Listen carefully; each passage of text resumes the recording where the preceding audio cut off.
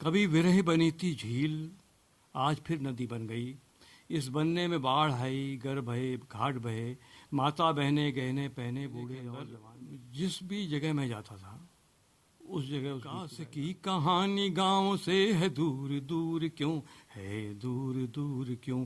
नदी पास है मगर ये पानी दूर दूर क्यों, ये पानी दूर दूर क्यों। नमस्कार, देहरादूनी प्रियंका के प्लेटफॉर्म में आपका बहुत बहुत स्वागत है।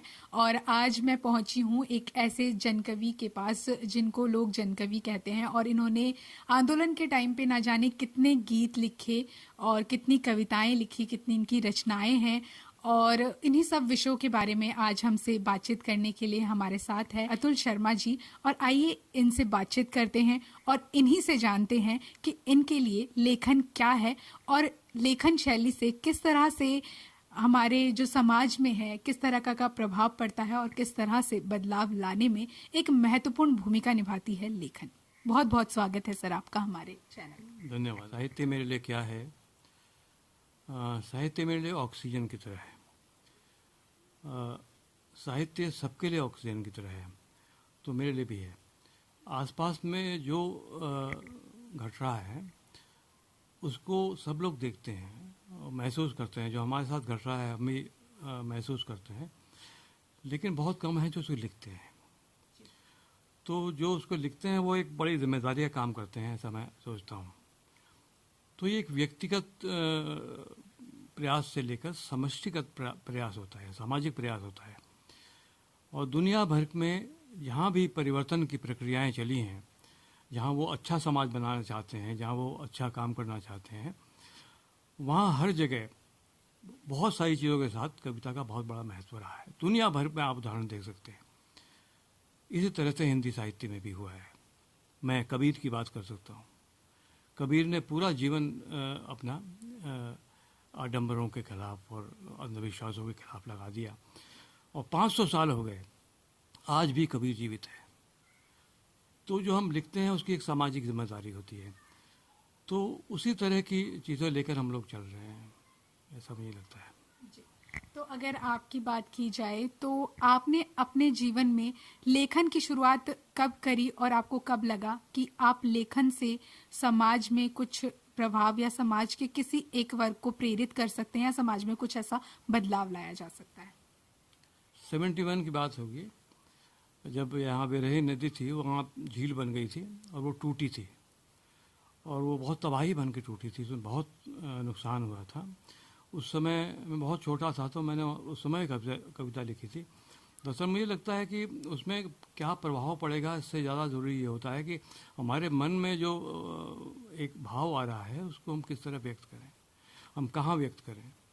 सबके मन में भाव आते हैं, अलग अलग तरह के लोग व्यक्त करते हैं। तो मैं कविता के रूप में उस समय करने लगा, और बेरही नदी पे झील थी, उसकी एक दो लाइनें सुनाता हूँ।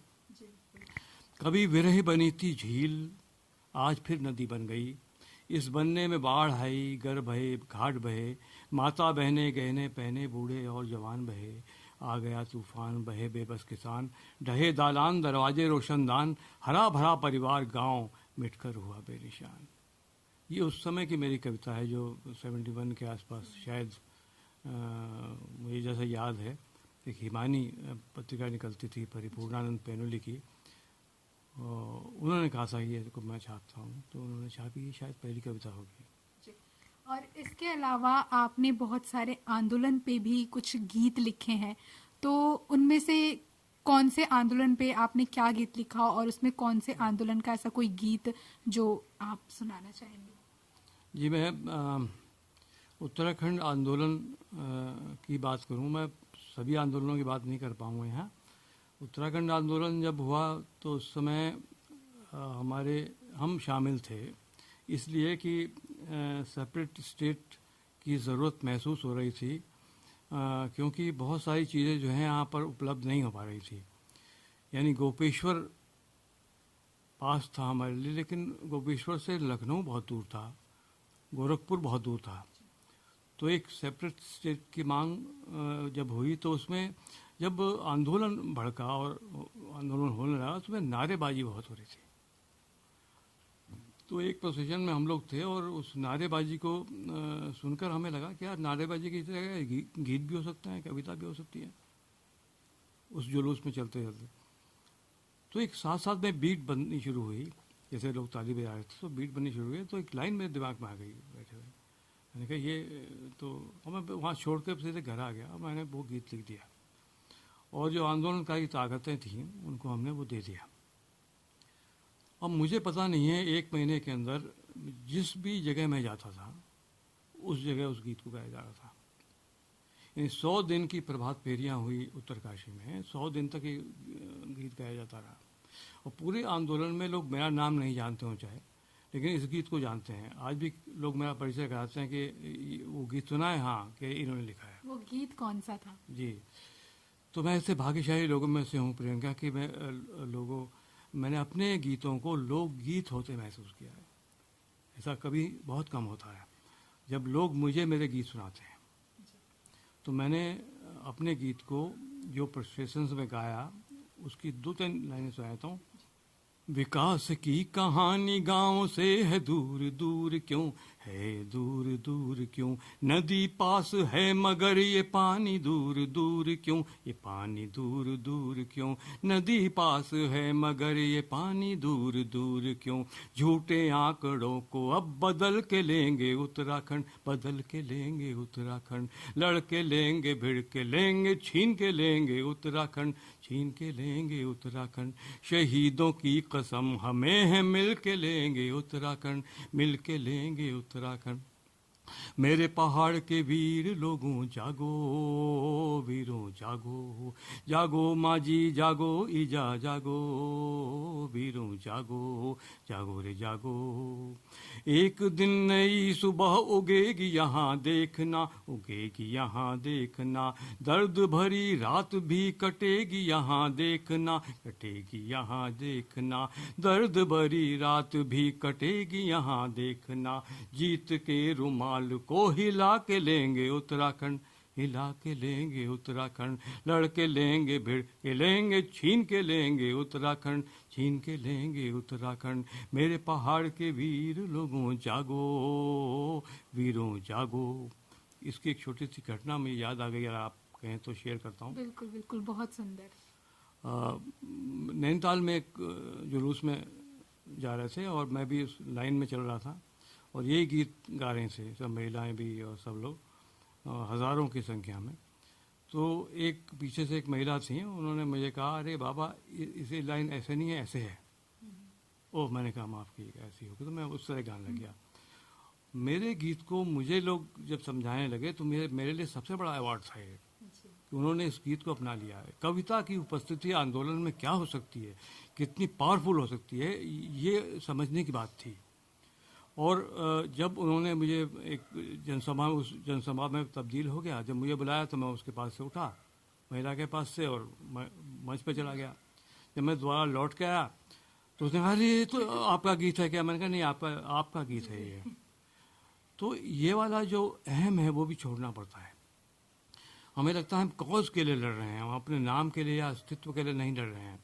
हमारा एक कॉज है, हमारा एक लक्ष्य है, हम उस लक्ष्य पे चल रहे हैं, हम लक्ष्य पे हमें पहुंचना चाहिए। तो वो गीत मैंने 5 प को लेके किया था।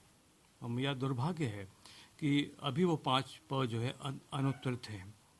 वो 5 प थे: पानी, पलायन, पर्यावरण, पर्यटन और पहचान।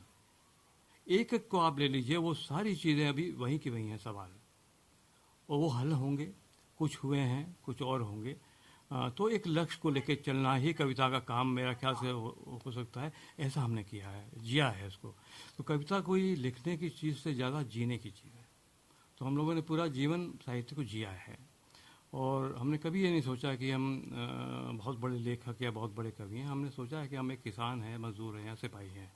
हम एक समाज में आए हैं, समाज हमें बहुत कुछ दे रहा है, तो हम ये देने की कोशिश कर रहे हैं। जी, ये आपकी महानता है, ये आपके विचार ही हैं जो आपको जनकवि आप इसीलिए कहलाते हैं। शायद ये मेरे को आज समझ आया कि आपको लोग जनकवि क्यों कहते हैं। अब एक प्रश्न ये है कि जो ये आंदोलन के गीत आपने लिखे हैं, आंदोलन में बहुत कम लोग लिखते हैं और आपने आंदोलन से रिलेटेड ही गीत लिखे, तो इसके पीछे का जो आपका प्रेरणा थी वो क्या रही?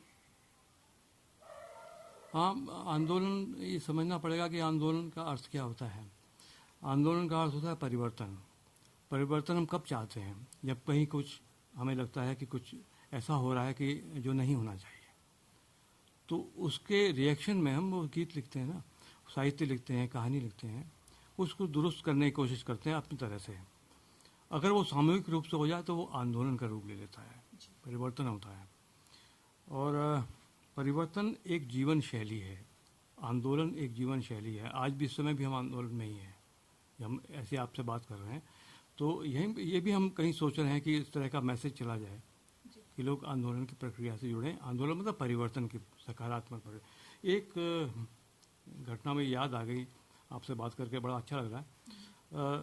वो ये बात याद आ गई कि हमें पहाड़ में एक आंदोलन चला, नदी बचाओ आंदोलन। वो गंगा बचाओ आंदोलन से अलग नदी बचाओ आंदोलन था। तो नदी बचाओ आंदोलन में हम जुड़ गए। हमें लगा कि नदी तो बहुत महत्वपूर्ण चीज़ है, वो हर तरह से शोषित हो रही है। नदी पर बहुत बड़ा संकट है, और नदी पर अगर संकट होगा तो पूरे ऑक्सीजन पर संकट होगा, पूरे जनजीवन पर संकट हो जाएगा। क्योंकि नदी का अर्थ होता है नमी।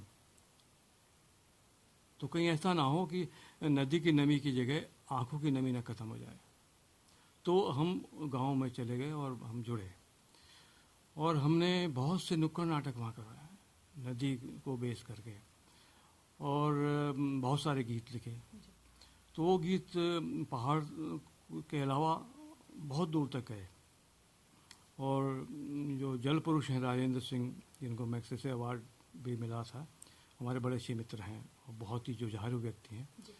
तो वो पिछले दिनों आए अपने दोस्तों को कुछ लेके, साथियों को। तो उन्होंने ये परिचय कराया कि तुमने वो गीत सुना है, अब नदियों पे संकट है, सारे गांव इकट्ठे हों। उन्होंने कहा हमने तो गाया है बहुत बार। कहने का ये हैं उनके लेखक। तो ये मुझे लगा कि वो उनके वहाँ काम आ रहा है।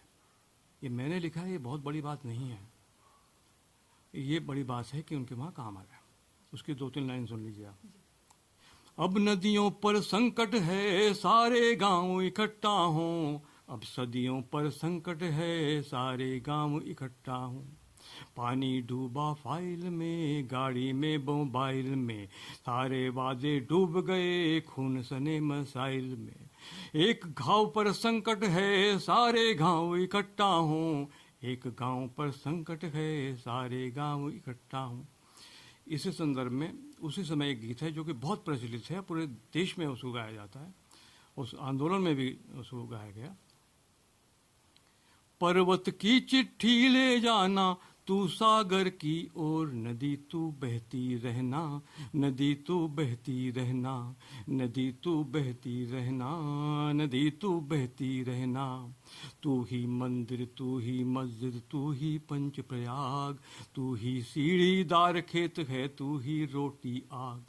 तुझे बेचने आए हैं ऐसे वैसे लोग, नदी तू बहती रहना, नदी तू बहती रहना, नदी तू बहती रहना, नदी तू बहती रहना। एक दिन मेरे गांव में आना बहुत उदासी है, सबकी प्यास बुझाने वाली तू खुद प्यासी है।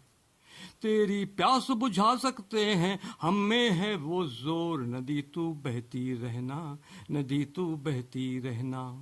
पर्वत की चिट्ठी ले जाना तू सागर की ओर, नदी तू बहती रहना, नदी तू बहती रहना, नदी तू बहती रहना, नदी तू बहती रहना।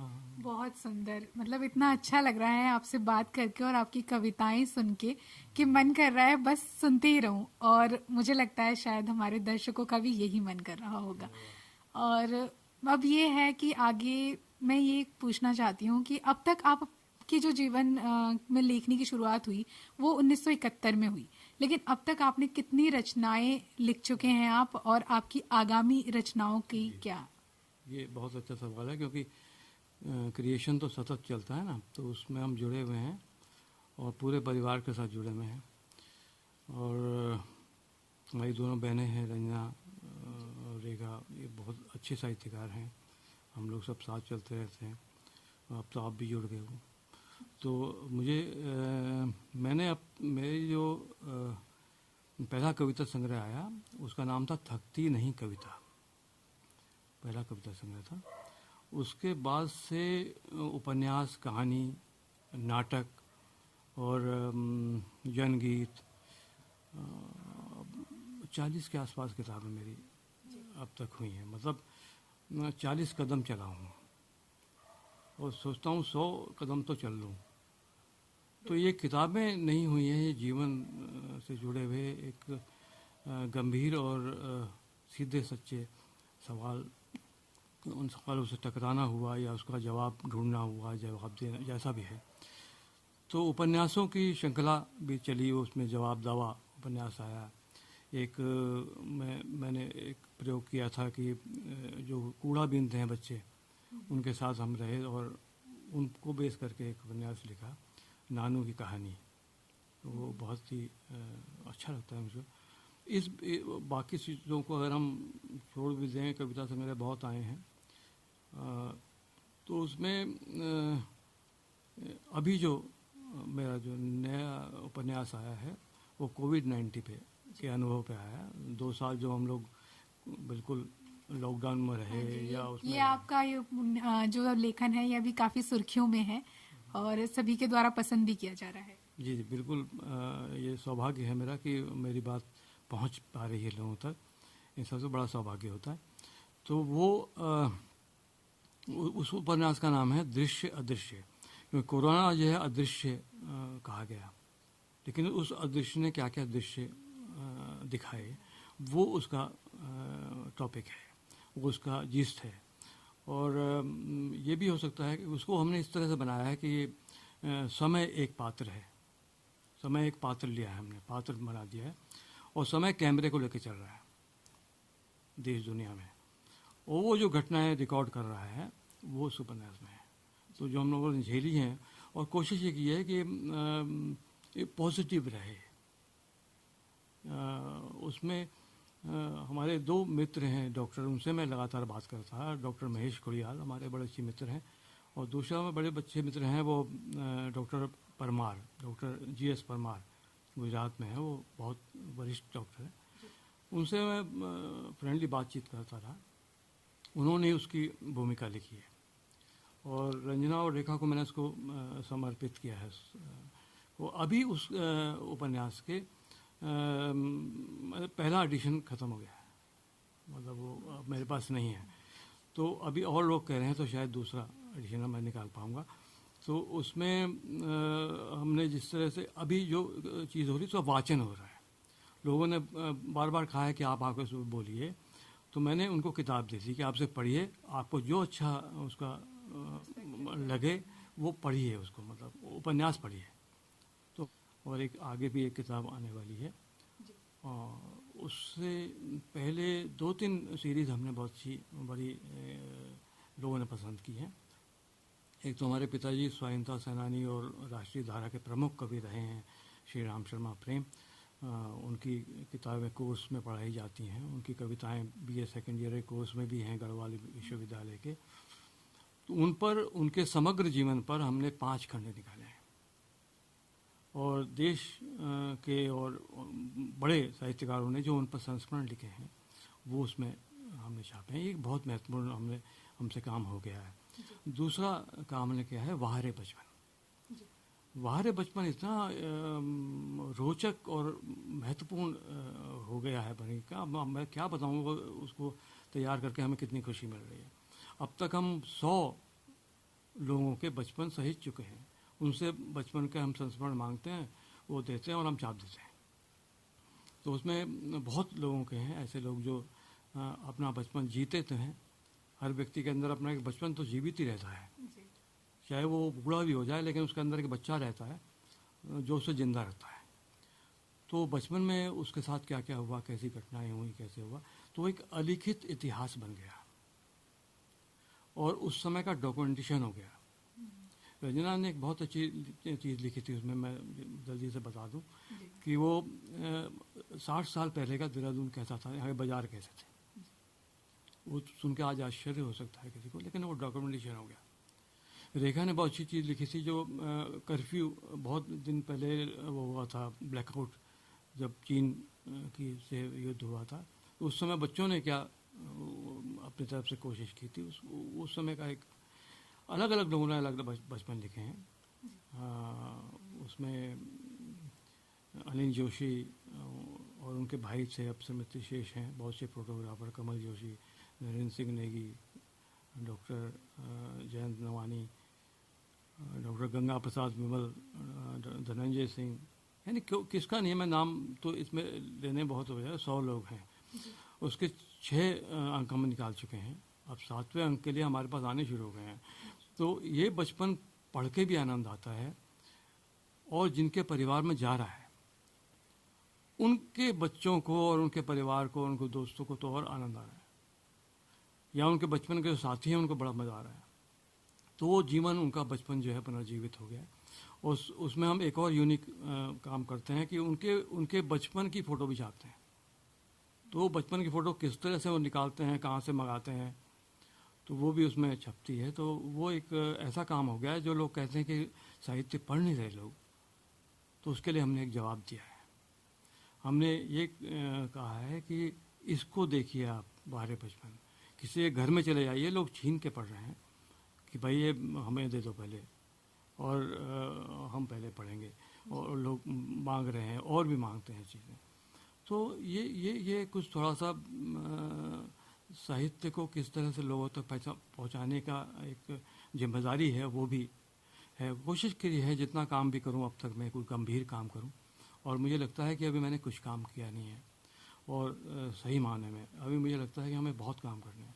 जितने अनुभव हमारे पास हैं उनको सब कुछ लिख देना चाहते हैं। जो हमारे साथ घटित होता है, चाहे वो अच्छा हो चाहे बुरा हो, वो हमारे लिए साहित्य होता है। पहले हम उस साहित्य को जीतें, और उसके बाद जब हम लिखते हैं तो दरअसल उस जिए हुए का अनुवाद करते हैं। हम एज इट इज़ नहीं लिख पाते हैं, कोई भी नहीं लिख पाता है। तो पहले जीना हुआ, तो साहित्य को जीना प्रमुख चीज़ है। साहित्य को जीने का मतलब है आप इंसान हो के तो रहें पहले, और इसी तरह से लगा हुआ हूँ, कोशिश कर रहा हूँ, आगे चलता रहूँ किसी तरह से। जी, बहुत बहुत धन्यवाद आपका अतुल जी। ये आपका बड़प्पन है कि आप मानते हैं कि आपने अभी तक कुछ नहीं लिखा है, और अभी आपको बहुत सी चीज़ें और लिखनी है। और मैं अब बात करना चाहूँगी रंजना शर्मा जी और रेखा शर्मा जी से, जिन्होंने वारे बचपन में बहुत महत्वपूर्ण भूमिका निभाई है और बहुत अच्छा साथ दिया है हमारे जन कवि अतुल शर्मा जी का। तो अभी हमारे साथ है रंजना शर्मा, जिन्होंने वारे बचपन में भी बहुत महत्वपूर्ण भूमिका निभाई है, और साथ में ये भी लिखती हैं, और इनकी भी अब तक बहुत सी पुस्तकें प्रकाशित हो चुकी हैं। तो इनसे पहले तो जानते हैं वारे बचपन के बारे में, जो उन्होंने युद्ध के बारे में जो उसमें लेख लिखा है बच्चों के बारे में, तो उसके बारे में कुछ बताइएगा। धन्यवाद। मैं सबसे पहले अपने सृजन को मैं प्रणाम करती हूँ, और कोशिश करती हूँ उसके विषय में कुछ बात कर सकूँ। ये वारे बचपन का संपादन डॉक्टर अतुल शर्मा ने किया, और उन्होंने श्रृंखला में हमें शामिल किया। तो उसमें बहुत सी बातें आई हैं कि देहरादून के ब्याह है, बचपन में जब देहरादून था हम लोगों ने देखा बड़ा परिवर्तन है, पूरे क्लाइमेट में ही फर्क है। तो क्लाइमेट के साथ पूरी जो एक मानसिकता है उसमें अंतर आया, कि पहले होता था कि पूरा मोहल्ला बैठ गया तो पूरा मोहल्ला एक होता था, बस में ये नहीं कि ताई चाची मौसी, जब रिश्ते ऐसे होते थे वो बांध के रखते थे। अब वो अलग अलग स्थितियां, परिवर्तन है, वो तो स्वीकार करना ही है। तो उसमें कहीं देहरादून के बाजार, कहीं नदियां, कहीं नहरें, और वही रिलेशन। पहले देहरादून में तांगे होते थे, तो तांगे से शहर महलों में जा रहे हैं तो तांगों में जा रहे हैं। अब वो परिवर्तन, विकास है, वो तो स्वीकार करना है। तो रिश्तों में भी वो परिवर्तन था, जुड़ते थे लोग सब चीज़ की। अब व्यस्तताएं इतनी भिन्न भिन्न तरह की है, वो विकास है, वो भी अनिवार्य है। उसमें मैंने जो अपने बचपन वाले उसमें कोशिश करी है कि मैं उस मानसिकता को भी जोड़ूं कि मैं कैसे हम विकास की ओर। सबसे पहले लिखना जो मेरे शुरू हुआ, वो पिताजी मेरे स्वाधीनता सेनानी थे। तो वो हम लोग क्या करते थे, कार्यक्रम होते थे स्कूल में जो होते थे 15 अगस्त 26 जनवरी, तो ऑटोमेटिक हम लोगों को बुला लेते थे कि जब कभी पूरे स्टूडेंट खड़े हैं तो हमें बुला लिया करते थे। कोई ये भी होगा कि उस परिवार की है या जो भी भावना रहेंगी, तो हमारा एक शौक रहता था कि 15 अगस्त को राष्ट्रीय कविताएं याद कर लेते थे कि ये तो हमारा एक शौक ही होता था 15 अगस्त झंडा फहराना, तो वहाँ पे गीत गाने। तो मुझे लगा उस तरह से देश के प्रति जो लेखन की भावना आई वो वहाँ से भी शुरू हुई, भी घर का फिर वातावरण में। तो उसमें एक मेरे युद्ध पे जो आप है, युद्ध पर हुआ कि हमारे पड़ोस में एक आर्मी गिल कर्नल गिल थे, तो हम उनसे कहते थे कि ये युद्ध का समय है, तो घर में पिताजी से जिद करे कि हम ब्लड देंगे। सब लोग 6-7 में रहे होंगे। तो पिताजी ने कहा भी अभी तुम छोटे हो, अभी तुम ब्लड के, तो वो समझ गए मानेंगे तो है ही नहीं है, देशभक्ति की बात है। ज़्यादा ही उत्साह रहता था ना कि समझ जितनी भी हुई पर कुछ करना है। तो पिताजी सिविल सर्जन, तब तो सिविल सर्जन होते थे, सिविल सर्जन के पास ले गए कि डॉक्टर साहब ने क्या होता है तबीयत कि नहीं एक नई बीमारी है इन लोगों को, आप इलाज कर दें, मेरे तो सुन नहीं रहा। तो डॉक्टर साहब से कहा कि ये लोग ब्लड देना चाहते हैं, सैनिकों को ब्लड देना चाहते हैं। तो डॉक्टर साहब हंसे को, उन्होंने पीठ पे हाथ मारा, थपथपाई, कह लेना हाँ इलाज कर बहुत अच्छा होगा, कि अभी तुम छोटे हो पर बड़े हो गए। क्या एज रही होगी उस वक्त? मैं 6-7 में रही हूँगी। अच्छा अच्छा। तो तीनों, मैं, रेखा और छोटी बहन जो रीता और भाई, हम लोग तीनों गए। तो डॉक्टर साहब हंसने लगे कि नहीं भैया, अब सोचता हूँ क्या करूँ। इतने में एक महिला आती दिखाई दी और बहुत सारा स्वेटर ला दी थी। स्वेटर देख के मैं, फिर हम लोग खुश हुए कि मैंने कहा नहीं मिल गया इलाज। डॉक्टर साहब ने क्या इलाज मिला कि हम भी स्वेटर बनेंगे सैनिकों के लिए। तो हम लोग बहुत बुनते थे बचपन से ना, बुनने का बहुत, तो हम लोग स्वेटर बुने और स्वेटर बुन के भी पिताजी ने उस सेंटर में उनको बोला। और उसके साथ खुशी की खबर ये हुई कि पता लगा उसी दिन शाम को देहरादून से कुछ ट्रक जो है वो युद्ध के लिए जा रहे हैं। तो हम लोग घंटा के पास खड़े हो गए कि हम भी माला बनेंगे, माला फूल वूल जिसके लिए घर से ही माला बनाई बच्चों ने सबने। और वहाँ पहुँचे तो पूरा मोहल्ला साथ था, जितने भी लोग थे कि हम चले, बच्चे थे और बड़े भी। वहाँ पर ये हुआ कि रीता जो बहुत छोटी थी, इतने उत्साहित हो गए ना, ट्रक आए और वहाँ जिंदाबाद जिंदाबाद, तो वो रोने लगी। तो फिर कर्नल साहब ने गोद में उठाया कि क्या हो गई रीता, बस हम सब भावुक हो गए। ये ट्रक आते दिखे तो हम लोग को माला फेंकी, माला और फूल वूल। तो सबसे आश्चर्य हुआ कि थोड़ी दूर हम आ गए तो हमारे पास वहाँ से ट्रक में से मालाएं आई और हम इतने भावुक हो गए ना कि हमें ये हमारी जो पूजा थी वो सफल हो गई। तो ये बड़ी अविस्मरणीय रही चीज़ कि हमने देश के लिए कुछ कर रहे हैं, एक गिलहरी की तरह। गिलहरी का जो योगदान रहा वो हमें भी रहा कि हम कुछ कर रहे हैं बस। और एक उपन्यास लिखा है हमने, गूंगी बिहारी महिला पे है। तो वो किस तरह समाज को फेस कर रही है, वैसे बोलते आदमी ज़्यादा उनकी उपस्थिति थी अपने एक्सप्रेशन से, अपने तो जो गांव में जो भी कुछ होती थी काम होता उसमें शामिल होती थी। बच्चे को शादी ब्याह हो रहे सब में तो खड़ी हो जाती थी कि मैं हूँ, तो पूरा गांव उनका था। तो वो बिना बोलती महिला थी अपने एक्सप्रेशन से। बाद में तो इस तरह कोशिश करी है कि कुछ कुछ चीजें समस्या है उसको समाधान भी रहे। बहुत अच्छा। आप अपने कविता संग्रह में से कोई एक छोटी सी कविता हमारे साथ शेयर करना चाहेंगे? रोज की जिंदगी से थकाना करे और पतंगे सृजन की उड़ाया करे। रोज की जिंदगी से थकाना करे, हार जाए कभी जब किसी मोड़ पर, कि हार जाए कभी जब किसी दौर पर, देवदारों में बैठक जमाया करे। रोज की जिंदगी से थकाना करे, कि कोशिशें तो सदा आसमां की करें, कोशिशें तो सदा आसमां की करें, बात जब भी करें तो जमी की करें, बात जब भी करें तो जमी की करें। रोज की जिंदगी से थकाना करें। बहुत सुंदर प्रस्तुति। और इस कविता से मुझे लगता है आजकल के जो हमारे यूथ हैं उनको एक बहुत अच्छा मैसेज जाता होगा, जो कि एक छोटी सी परेशानी, एक छोटे से पड़ाव से आकर इतना दुखी हो जाते हैं। कई चीज़ें हम देखते हैं कि वो अपने इतना हतोत्साहित हो जाते हैं कि कोई बहुत बड़ा स्टेप लेने से पहले भी नहीं सोचते। तो उनको ये कविता ज़रूर पढ़नी चाहिए और आत्मसात करनी चाहिए कि रोज़ की ज़िंदगी से थका ना करे। तो चाहे जिंदगी में कितनी भी उलझने हो, मुझे लगता है आपको इनकी कविता से और इनसे ये प्रेरणा लेनी बहुत ज़रूरी है। तो बहुत अच्छा लगा आपसे बात करके। अब हम बात करेंगे रेखा शर्मा जी से। रेखा शर्मा जी जिन्होंने हमारे डॉक्टर अतुल शर्मा जी के साथ भी काफ़ी लेखनी में मतलब उनके साथ रही हैं, और साथ ही इन्होंने खुद भी बहुत सी पुस्तकें लिखी हैं, जिनमें से एक है इमारत में उगा पौधा। उसमें से ही इनकी एक रचना है गेस्ट फॉल, उसके बारे में जानेंगे और साथ ही इनसे जानेंगे इनकी साहित्यिक रचनाओं के बारे में और साहित्य में इनकी उपस्थिति कैसे हुई और कब हुई। बहुत बहुत स्वागत है आपका। ऐसा है कि साहित्य लिखना ये परिवार की विरासत से हम लोगों को मिला। पिताजी थे वो देश के लब्ध प्रतिष्ठित वो थे, स्वतंत्रता सेनानी तो खैर, पर वो कवि और लेखक बहुत प्रतिष्ठित थे। और पिताजी के बाद फिर भाई और रंजना, इनका मुझे सहयोग मिला कि ये करो ये करो। उसके बाद फिर वो रचना सृजन हमारा चलता चला गया।